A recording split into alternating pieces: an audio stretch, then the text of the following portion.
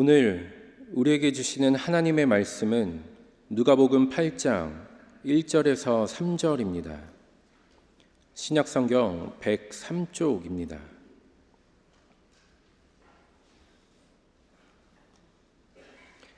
봉독하겠습니다. 그 후에 예수께서 각 성과 마을에 두루 다니시며 하나님의 나라를 선포하시며 그 복음을 전하실세 12 제자가 함께하였고 또한 악귀를 쫓아내심과 병고침을 받은 어떤 여자들 곧 7 귀신이 나간 자 막달라인이라 하는 마리아와 헤롯의 청지기 구사의 아내 요한나와 수산나와 다른 여러 여자가 함께하여 자기들의 소유로 그들을 섬기더라. 아멘. 오늘 본문 속에서 예수님과 함께했던 사람들 중에 막달라 마리아라는 여인이 있습니다. 왜 막달라 마리아인가? 막 달라고 해서 막달라가 아니고요. 이 막달라는요, 히브리어로 믹달이라는 표현과도 같은데요. 이는 망대 아시죠? 주위의 동종을 살피기 위해서 높이 세워놓은 탑, 망대입니다. 그리고 또 한 가지, 막달라는 갈릴리 호수에서 서편에 위치한 작은 지역의 하나의 작은 마을이었습니다. 즉, 오늘 본문 속 마리아는 갈릴리 호수 주변 망대가 세워져 있던 작은 마을에 막달라 마리아는 한 여인이었습니다. 그래서 성경은 그녀를 막달라인, 막달라 마리아라고 기록하고 있는 것입니다. 그런데 이 막달라 마리아에 대한 몇 가지 오해가 있습니다. 이를테면 그녀가 예수님의 발을 씻긴 익명의 죄 많은 여인이었다거나 혹은 유흥 지역에 있던 여인이었다는 것입니다. 심지어는요, 이 막달라 마리아가 예수님과 연인 관계에 있었다는 말도 있습니다. 그러나 이러한 이야기들은 모두 무익한 공상과 헛된 신화에 의해 왜곡되고 전승되어 온 것일 뿐 성경 그 어디에도 찾아볼 수 없는 근거 없는 이야기들입니다. 그렇다면 성경에서, 복음서에서 그녀에 관해 어떻게 말씀하고 있을까요? 더불어 그녀가 예수님을 통해 얻고 누린 은혜는 무엇이었는지 오늘 잠시 저와 여러분이 생각해 보았으면 좋겠습니다. 첫 번째, 막달라 마리아는 예수님께 치유와 회복의 은혜를 입었습니다. 그녀는 과거에 어떠한 사람이었는가? 7 귀신 들린 사람이었습니다. 한 귀신도 무시무시할 텐데요, 7 귀신이 들렸다는 것은 귀신에 완전히 사로잡힌, 묶여있는 상태를 뜻하였습니다. 그러니까 이 귀신이라는 귀신은 그녀에게 다 달라붙어 있었던 것이었습니다. 특별히 성경에서 귀신이 누군가가 들렸을 때 그 사람에게서 나타나는 현상은 매우 다양하게 나타납니다. 이를테면 정신을 잃고 아무도 접근할 수 없을 정도로 몹시 사납게 변합니다. 또 소리를 지르거나 자기 몸을 상하게 하는 등 끔찍한 행동을 저지르기도 합니다. 하지만 그보다 성경에서는 귀신 들렸을 때 신체적으로 정상적이지 않은 증상을 보일 때가 더 많이 있습니다. 예를 들어서 눈이 멀거나 귀가 잘 들리지 않거나 말을 못하거나 경련을 일으키거나 또 몸이 꼬부라지게 되는 등 여러 질병들의 증상들이 귀신 들린 자에게서 나타나고 있습니다. 물론 성경은 귀신 들린 것에 대해 일반적인 질병과 구별하여 악한 영에 속박된 상태를 말씀하시기도 합니다. 그래서 귀신 들린 사람은 악한 영의 영향 아래 있는 고통받는 존재로 성경에서 아주 자주 묘사되고 있습니다. 이렇듯 성경에서 귀신 들린 자들은 비참하고 가엾고 외롭고 비통하고 쓸쓸하고 애초로운 사람들이었습니다. 인간의 존엄성을 상실한 채 대부분은 가정과 사회로부터 아주 철저히 소외당해야 했습니다. 그런데 막달라 마리아도 바로 그런 사람들 중에 한 사람이었다는 것입니다. 그녀의 어두운 과거에 대해 구체적으로는 알 수는 없지만 그녀는 7 귀신에 의해 끝없이 시달리고 끝없이 괴로움을 겪어야 했을 것입니다. 온종일 생각도 행동도 말도 잘 못하고 음식도 못 먹고 아마 잠도 잘 이루지 못했을 것입니다. 가족들과 주위 사람들은 그녀를 위해 해줄 수 있는 일은 정말 아무것도 없었습니다. 그렇게 그녀는 무엇 하나 정상적이거나 건강하지 못한 인생이었습니다. 몸도 망가지고 마음도 정신도 피폐해진 불쌍한 영혼이었습니다. 그러나 이러한 인생에, 이러한 불쌍한 영혼에 예수님이 찾아오셨고 예수님은 그녀에게 7 귀신을 쫓아내어 주셨습니다. 치유와 회복의 은혜를 베푸신 것입니다. 할렐루야. 사랑하는 성도 여러분, 우리의 힘으론 한 귀신도 쫓을 수 없고 어두운 영을 이길 수는 더더욱 없지만 예수의 이름으로, 예수의 능력으로 귀신도 물러가고 어두운 영의 역사도 거뜬히 이겨낼 줄 믿습니다.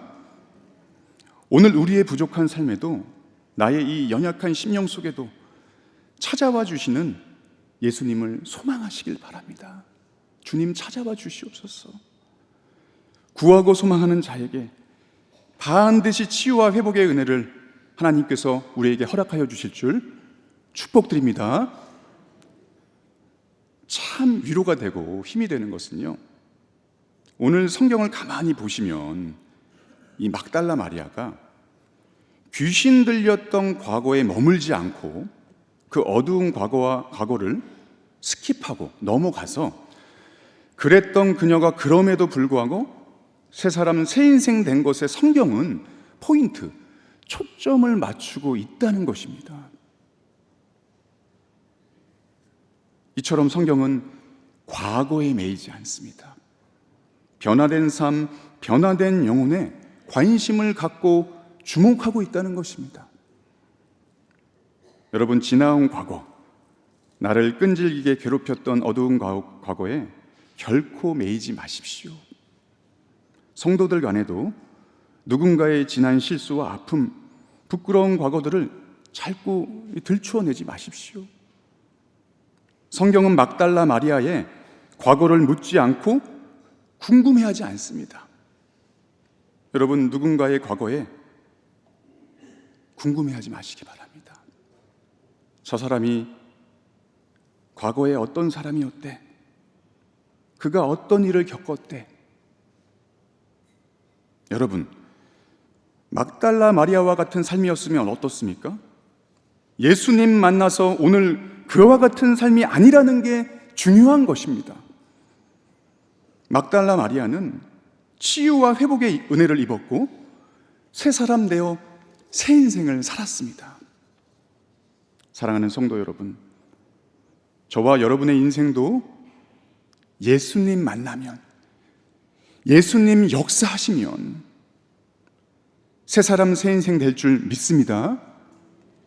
우리 남대문교회 성도들도 과거에 어떤 사람이었든지 간에 그저 예수님 안에, 그 주님 안에서 변화를 경험하면서 새 사람 새 인생됨을 격려하고 격려받고 축하하고 축복받는, 그렇게 서로 간에 힘되어주는 성도님들 다 되시길 주님의 이름으로 간절히 소망합니다.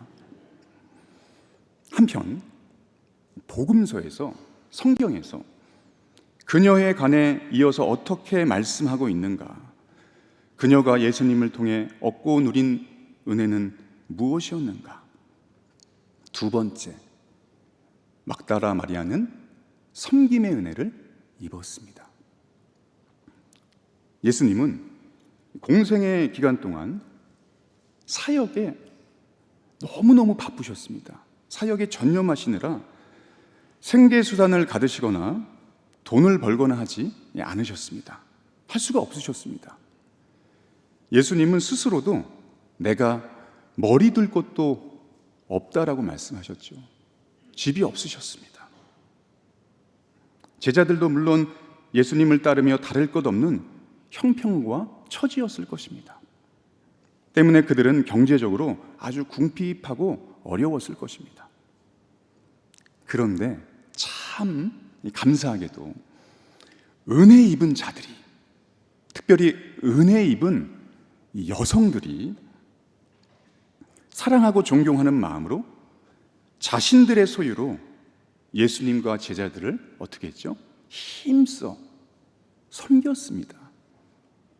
음식을 제공하고 필요한 것들을 나누고 심지어 자신의 잠자리를 나누어 드렸습니다. 오늘 성경에서 섬겼다는 표현은 미완료 형태로 쓰이고 있습니다. 즉, 단순히 한번 일회적으로 봉사활동을 한 것이 아니라 지속적으로 봉사했다는 것입니다. 예수님의 공생의 사역 기간 동안 말입니다. 이처럼 여인들의 섬김은 자원하는 마음에서 우러나온 희생적인 봉사요 섬김이었다는 것입니다. 올해 저희 나라 4인 가구 월 최저 생계비가 약 365만 원이라고 합니다. 당연히 오늘날과 당시 상황을 비교하기 어렵겠지만 각 지역의 성과 마을을 부지런히 두루 다니시면서 하나님 나라를 선포하고 열심히 복음을 전하던 예수님과 제자들 몇 명이죠? 13명이었습니다. 이 13명의 선교팀의 한 달 사역비와 생활비는 아마도 상당했을 것입니다. 하지만 막달라 마리아와 그리고 또 누가 등장하죠? 요한나와 수산나와 또 이름 없는 다른 여러 여자들이 이를 부담하고 지속적으로 재정을 후원하며 섬겼다는 것은요, 참 감동적이고 우리들에게는 도전이 되지 않을 수가 없다는 것입니다. 참고로 요한나는 말씀에서 보시는 바와 같이 고위관직에 있던 자의 부인이었습니다. 막달라 마리아와는 참 대조적인 인물이기도 하였지만 당시에 예수님 공생의 기간 동안 은혜 받은 여성들이 예수님의 사역에 지휘고와 신분의 귀천을 초월해서 동역하고 섬겼음을 우리는 충분히 짐작할 수 있는 것입니다. 혁명적인 일이었습니다. 이처럼 막달라 마리아는 자신이 치유받고 회복된 이후에 예수님과 제자들의 밀착 동행자가 되어 물려받은 재산이든 열심히 일하고 번 돈이든 자원하는 심령으로 기쁨으로 힘써 섬겼습니다. 사랑하는 성도 여러분, 섬길 수 있는 것도 은혜인 줄 믿으시기 바랍니다. 될 수 있는 한 많이 오래오래 섬기십시오. 지금도 예배로 또 봉사로 하나님을 섬기려 이 자리에 나오신 줄 믿습니다. 부디 이 교회 안에서, 우리 남대문 교회 안에서 섬김의 풍성한 은혜와 복을 누리게 되시길 주님의 이름으로 축복드립니다. 아멘. 복음서에서, 성경에서 그녀에 관해, 이 막달라 마리아에 관해 마지막으로 어떻게 말씀하고 있는가? 그녀가 예수님을 통해 얻고 누린 은혜는 무엇이었는가? 세 번째, 막달라 마리아는 영생의 은혜를 입었습니다. 다 같이 마가복음 16장 9절과 10절 말씀을 읽어보도록 하겠습니다. 시작. 예수께서 안식 후 첫날 이른 아침에 살아나신 후 전에 7 귀신을 쫓아내어 주신 막달라 마리아에게 먼저 보이시니 막달라 마리아가 예수와 함께 하던 사람들이 슬퍼하며 울고 있는 중에 이를 알리매. 아멘. 예수님께서 십자가에 못 박히시고 돌아가신 후 그 시신은 아리마대 사람 누구죠? 요셉입니다. 요셉의 무덤에 안치되었습니다. 그때 막달라 마리아는 은밀히 요셉의 뒤를 따라 무덤에 가서 예수님의 시신이 보관된 그 상황과 그 장소를 눈여겨보고 기억해 두었습니다. 그리고 나서 그녀는 안식 후 첫날 꼭두 새벽에 미명의 시간에 예수님의 그 무덤으로 갔습니다. 주님의 시신에 향품이라도 더 발라드리려는 안타까운 심정으로 말입니다. 막달라 마리아가 얼마나 예수님께 은혜를 입었습니까? 돌아가셨으니 얼마나 비참한 심정이었겠습니까? 그래서 그 심정으로 자신이 가진 향품이라도 더 발라드리려고 찾아갔습니다. 그런데 그 무덤에 가보니 어떻게 되어 있었죠? 무덤 돌문은 굴러져 있고 그 안이 텅 비어 예수님의 시신이 보이지 않는 것입니다. 마리아가 몹시 놀라서 제자들에게 황급히 달려가 무덤에 아무것도 없다, 예수님이 사라졌다 전하였습니다. 그리고 나서 이에 베드로와 요한이 얼른 무덤에 가서 그것이 사실인지 확인하였지만 예수님이 없으신 겁니다. 그래서 어쩔 수 없이 그들은 자기들의 집으로 돌아갔다라는 표현을 하고 있습니다. 그러나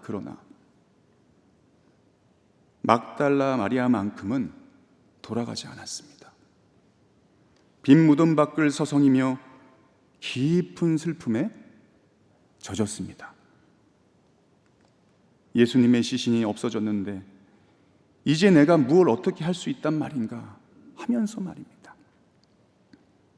그런데 그녀가 눈물을 흘리며 혹시나 다시 한번 무덤 안을 들여다보는데요, 아니 이게 웬일입니까? 두 천사가 앉아 있는 것입니다. 그 무덤 안에. 그리고 그녀 뒤에 누가 계셨죠? 부활하신 예수님이 그녀 뒤에 서 계셨습니다. 그리고 나서 예수님께서 그녀에게 이렇게 묻습니다. 여자여, 어찌하여 울며 누구를 찾느냐? 마리아는 예수님이 동산지기인 줄 착각하고 대답합니다. 사람들이 내 주님을 옮겨다가 어디 두었는지 내가 알지 못함이니이다. 당신이 옮겼거든 어디 두었는지 내게 이루소서. 그리하면 내가 가져가리이다. 한마디로 무슨 이야기입니까? 제발 예수님이 있는 곳을 알려주세요. 예수님의 시신이라도 내가 볼 수 있게 찾게 해주세요. 그때 비로소 예수님은 그녀의 이름을 불러주십니다. 마리아야. 마리아는 자신을 부르시는 예수님의 음성을 듣고 그제서야 자신이 그토록 애타게 찾던 예수님이 다시 사셨다는 것을 깨닫고 속히 제자들에게 가서 내가 주를 보았다, 내가 주를 보았다라고 그 놀라운 소식을 전하게 됩니다. 결국 그녀는 예수의 부활, 이 예수의 다시 사심의 최초의 목격자, 부활의 첫 증인이 되었습니다. 이 영광스러움과 위대성에 대해 성 아우구스티누스는 막달라 마리아는 사도 중에 사도였다라고 평하기도 하였습니다.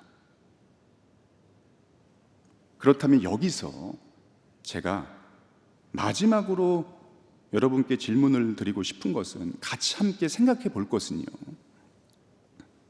왜 예수님은 마리아에게 나타나시고 자신을 보이셨던 것일까요?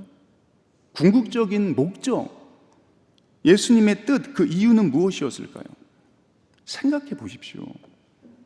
여러분, 이미 마리아는요, 몸도 영혼도 건강해지고 예수님과 제자들과 함께하고 섬기면서 충분히 은혜를 입었습니다. 누가 봐도 참 귀하고 복된 삶이었습니다. 여기에 뭐가 더 필요했을까요? 무슨 더 큰 은혜가 필요했을까요? 하지만 예수님께서 부활의 현장 가운데 은혜를 입은 여인 막달라 마리아에게 가장 큰 은혜, 죽음 너머에 있는 하나님 나라의 생명, 영생의 은혜를 깨닫게 해주고 싶으셨던 것입니다. 우리 주님께서는 막달라 마리아에게, 사랑하는 그녀에게 가장 큰 은혜, 영원한 생명을 주고 싶으셨던 것입니다. 빈 무덤 앞에서 예수님과 마리아와의 이 대화 장면이 성경에 자세하게 다 기록되어져 있지 않습니다. 그렇지만 아마도 예수님께서는 그녀에게 눈빛으로, 마음으로라도 이렇게 말씀하시지 않았을까 제가 상상해 보았습니다. 그것을 제가 예수님이 마리아에게 말씀하신 그 말씀을 상상으로 제가 정리해 보았습니다. 마리아야, 내가 치유되고 회복되고 섬기며 잘 살아왔지만, 앞으로도 남은 삶도 잘 살아가겠지만, 근데 사랑하는 마리아야, 내가 그것만 알면 안 돼. 내가 은혜를 많이 받았지만, 누리고 있지만 그것만 알면 안 돼. 내 눈앞에 있는 나를 봐. 내가 죽음을 이겼단다. 내가 부활했어. 마리아, 너도 나처럼 부활할 것이고, 내 안에, 내 속에 영원한 생명이 있어. 내가 너를 반드시 영생의 나라, 하나님 나라로 인도할 거야. 사랑하는 남대문교회 성도 여러분, 하나님의 은혜를 입은 성도 여러분, 저와 여러분 안에도 이 영원한 생명이 있는 줄 믿습니다. 아니, 꼭 믿으셔야 하고요, 끝까지 믿으셔야 합니다. 어떤 사람이, 한 성도가 죽어서 천국에 올라갔는데 보니까 예수님께서 계시고, 그 예수님께서 사랑하는 성도들이 이렇게 천국에 올라오면, 아무개야, 어떤 교회에 누구 왔니? 하면서 반갑게 맞아주신다는 것입니다. 그런데 어느 날 어떤 교회에 목사님이 천국에 왔는데 예수님이 보좌에서 깜짝 놀라 막 내려와, 오, 내가 왔구나 하면서 막 이게 안아주더랍니다. 그래서 그 모습을 본 한 성도가 예수님께 항변하듯이 말했다고 합니다. 아니, 예수님, 세상에 살 때도 목사님들과 가까이 하시고 특별 대우해 주셨는데 여기 천국에서도 이래도 되는 겁니까? 차별하시는 겁니까? 라고 말하니 예수님께서 하시는 말씀이, 야, 목사 하나가 이 천국에 하도 오랜만에 올라왔다. 그래서 내가 너무 기뻐서 환영하지 않고는 안 되겠다 싶어 반가워서 그랬다. 이해다오 하셨다는 것입니다. 여러분, 누군가 웃자고 만든 이야기겠지만 목사인 저는 참 부끄럽고 반성이 참 많이 되었습니다. 여러분, 목사인 저부터 예수부터 잘 믿겠습니다. 성도인 여러분도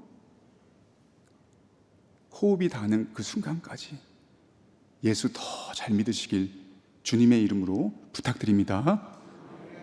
그리하여 저 천국에서 영생 복락을 꼭 함께 누리게 되셨으면 좋겠습니다. 저도 훗날 천국에서 가족들도 다 보고 싶지만 여기 계시는 성도님들 한 분 한 분 그 얼굴들을 다 뵙고 또 보고 싶습니다. 사랑하는 성도 여러분, 죽음의 권세를 이기고 깨트린 이 영생의 은혜를, 마리아가 누리고 얻은 그 영생의 은혜를 오늘도 내일도 충만히 누리게 되시길 주님의 이름으로 간절히 축복드립니다. 7 귀신 들리고 사람 노릇 전혀 못하던 가여운 한 여인의 인생이 예수님께로부터 은혜를 입어 이렇게 수많은 은혜를 입어 존귀한 인생이 되었습니다. 오늘 우리의 아픔과 슬픔 가운데에도 우리 주님께서 반드시 은혜를 입게 하여 주실 것입니다. 부족하고 연약한 나의 인생, 형편없고 보잘것없는 삶일지라도, 누군가에게 내세울 것 없고 자랑할 것 없는 인생일지라도 저는 저와 여러분의 삶이 달라지고 변화될 줄 믿습니다. 이 예배 가운데 그 은혜 주실 주님을 간절히 소망하시기 바랍니다. 그 은혜 주실 주님께 아주 잠시라도, 순간이라도 기도해 보십시오.